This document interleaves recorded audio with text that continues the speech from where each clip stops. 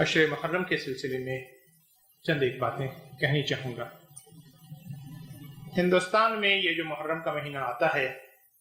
اس میں بنیادی طور پر صرف ایک چیز کی طرف توجہ ہوتی ہے کہ اس میں امام حسین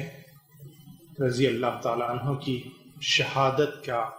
ماتم کیا جاتا ہے۔ گرچہ شہادت کوئی ایسی چیز نہیں ہوتی ہے کہ اس کا ماتم کیا جائے اور ماتم کیا جاتا رہے صدیوں کے بعد بھی، لیکن یہ جو دن ہے اس کی بڑی اہمیت ہے اور نبی اکرم صلی اللہ علیہ وسلم نے اس دن میں روزہ رکھا ہے، اور چنانچہ احادیث کے اندر یہ ملتا ہے کہ رمضان کے بعد جن دنوں کے روزے نبی اکرم صلی اللہ علیہ وسلم بڑے اہتمام کے ساتھ رکھتے تھے اس میں اس عاشورہ محرم کا روزہ بھی ہے۔ نبی اکرم صلی اللہ علیہ وسلم کو جب معلوم ہوا کہ موسیٰ علیہ السلام کی فتح کا دن مناتے ہیں بنی اسرائیل اس دن میں، تو نبی اور اس فتح کی خوشی میں بنی اسرائیل روزہ رکھتے ہیں، تو نبی اکرم صلی اللہ علیہ وسلم نے فرمایا ہم اس کے زیادہ مستحق ہیں کہ موسیٰ علیہ السلام کی فتح کی پر خدا کا شکرانہ ادا کریں، اور چنانچہ نبی اکرم صلی اللہ علیہ وسلم نے عاشورہ محرم کا روزہ رکھا، اور یہود کی مخالفت کے لیے تاکہ ان سے مشابہت پیدا نہ ہو نبی اکرم صلی اللہ علیہ وسلم نے حکم فرمایا کہ ایک دن پہلے اور ایک دن بعد کا روزہ رکھا جائے، اور دوسری بات میں ہے ایک دن پہلے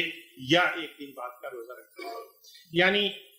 آپ چاہیں تو 9، 10، 11 کا روزہ رکھ سکتے ہیں، یا 9، 10 کا رکھ سکتے ہیں، یا 10 اور 11 کا رکھ سکتے ہیں، اور یہ گویا نفل روزہ ہے، ظاہر ہے کہ واجب نہیں ہے، آپ اگر رکھنا چاہیں تو انشاءاللہ اس میں ثواب ہے، اور اگر نہ رکھیں تو کوئی حرج بھی نہیں ہے۔ بعض روایتوں سے یہ پتہ چلتا ہے کہ موسیٰ علیہ السلام اس دن فرعون کے فوج سے نجات پائے تھے، یعنی فرعون کی فوج جو پیچھا کر رہی تھی ان کا، اور اس کے بعد پھر اس بحر کے پھٹ جانے کی وجہ سے اس میں غرق ہو گئی، تو وہ دن تھا عاشورہ محرم کا۔ اور بعض روایتوں سے یہ پتہ چلتا ہے کہ موسیٰ علیہ السلام نے جو جادوگروں سے مقابلہ کیا تھا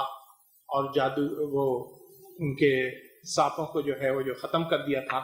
تو وہ اس دن مقابلے میں فتح پائی تھی، اور وہ بھی عاشورہ، اور یہ ممکن ہے کہ یہ دونوں باتیں صحیح ہیں، دونوں چیزیں، کیونکہ اس مقابلے اور اس غرق ہونے کے درمیان کئی سال کا فرق ہے، اور یہ عین ممکن ہے کہ دونوں چیزیں ایک دن ہی ہوئی ہیں۔ یوں مفسرین نے، اور خدا جانے میرے خیال سے اسرائیلی روایات ہی سے، صحیح حدیث کے اندر تو کوئی چیز نہیں ملتی، اسرائیلی روایت ہی سے یہ طے کیا ہے کہ بہت سے دوسرے انبیاء کو بھی جو بہت سی نعمتیں ملی ہیں اور سرفرازیاں ہوئی ہیں اور فتوحات حاصل ہوئے ہیں، وہ بھی اسی دن کے ہوئے ہیں، اور اس لحاظ سے یہ محرم کا دن اللہ تبارک و تعالیٰ کے ہاں گویا ایک بڑے دنوں میں سے ہے، اور ہم کو اس لحاظ سے منانا چاہیے۔ رہ گئی اس کی جو دوسری کیفیت ہے جو امام حسین کی شہادت سے متعلق ہے، جو ہندوستان میں ہم کو جو اسی حد تک یاد رہ جاتی ہے اور اس کے سوا دوسری ساری چیزیں بھول جاتے ہیں، تو اس کے سلسلے میں چند باتیں یاد رکھنے کی ہیں۔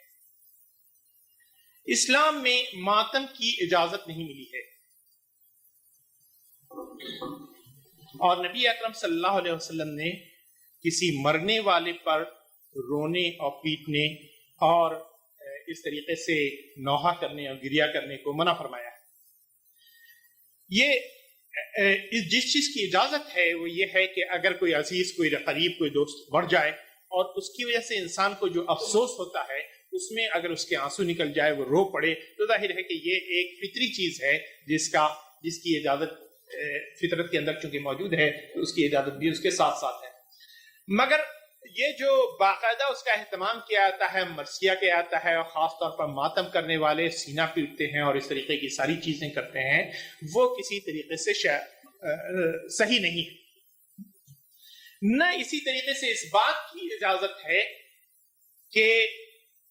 آپ تاریخی روایات اور تاریخی ساری چیزوں کو جاننے اور نہ جاننے کے باوجود آپ کسی پر بیٹھ کر کے لعنت کرتے رہے. ایک شخص فاسق و فاجر ہو سکتا ہے، یہاں تک کہ جو بھی ہو سکتا ہے، آپ کہہ سکتے ہیں کفار پر اللہ کی لعنت ہے، مشرکین پر لعنت ہے، فلاں پر لعنت ہے، لیکن کسی شخص کا نام لے کر کے اور وہ اگرچہ یعنی اس کا دعویٰ اسلام کا ہو تو لعنت کرنا بھی مناسب نہیں ہے، صحیح نہیں ہے. تیسری چیز جو تعزیہ اور سفر اور اس قسم کی چیزیں منائی جاتی ہیں، جس کا محرم کے دنوں میں باقاعدہ اہتمام ہوتا ہے، ہمارے یہاں بھی اور تقریباً میں سمجھتا ہوں کہ پورے ہندوستان میں بھی، واقعہ یہ ہے کہ یہ ساری چیزیں کمتر درجے میں تو بدعت ہیں اور زیادہ درجے میں شاید شرک تک پہنچ جاتی ہے. اور ہمارا اور آپ کا جو رویہ ہونا چاہیے وہ یہ ہونا چاہیے کہ اولاً ان چیزوں میں شرکت نہ کریں،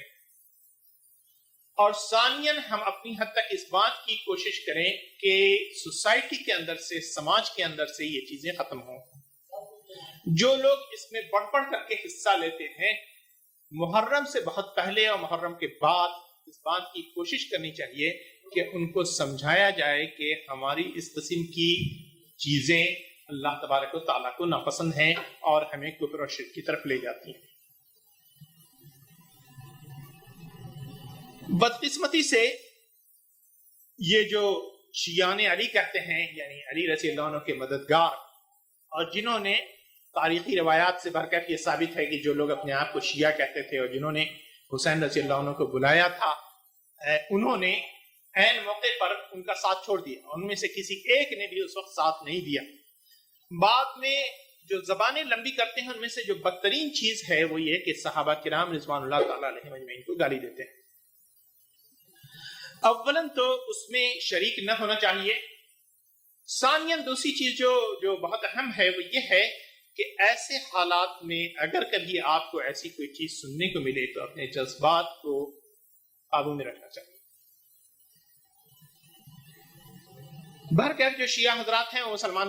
کہے جاتے ہیں، سمجھے جاتے ہیں، جانے جاتے ہیں، مسلمانوں میں ان کا شمار ہوتا ہے. ہماری اور آپ کی یہ کوشش ہونی چاہیے کہ مسلمانوں کے اندر صلاح ہو، اصلاح ہو اور اتفاق پیدا ہو، نہ یہ کہ ہم آپس میں ایک دوسرے کی گردنیں کاٹنے لگیں. اور ایسا کبھی کوئی موقع ہو تو ہم کو اور آپ کو چاہیے کہ اس میں اپنے ان بھائیوں کو بھی سمجھائیں، اس موقع پر بھی، اس سے پہلے بھی اور اس کے بعد بھی، اور اس موقع پر کم سے کم اپنے جذبات کو قابو میں رکھیں. شاید یہ بات یہاں کے لحاظ سے بے موقع ہے، مگر ظاہر ہے کہ ہم ہمیشہ یہاں رہنے کے لیے نہیں آئے ہیں اور آتے جاتے رہتے ہیں ہندوستان اور پاکستان مختلف جگہوں میں. اور آپ جانتے ہیں کہ ان مواقع پر جو فسادات ہوتے ہیں لکھنؤ میں بھی اور کراچی میں بھی اور دوسرے حصوں میں بھی ہندوستان کے اور پاکستان کے، وہ چیزیں بہرکیف کسی طریقے سے قابل ستائش نہیں ہے. ایک بات اور سمجھ لینی چاہیے اور جان لینی چاہیے، اور اس کے تذکرے کا بھی موقع ہے اور تھوڑا سا وقت بھی ہے تو میں عرض کر دوں.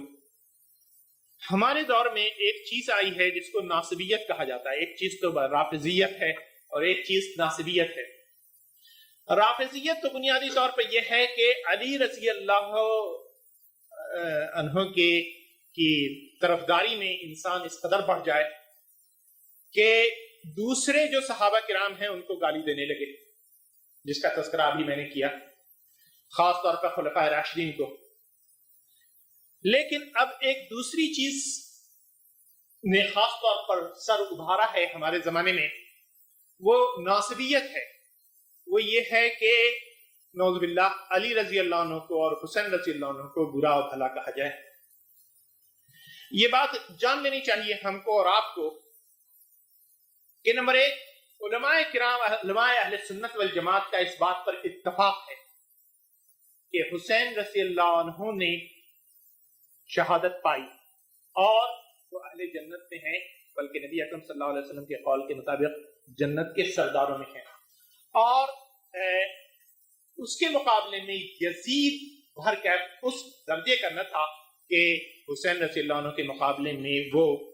گویا خلیفہ ہوتا. رہ گئی یہ بات کہ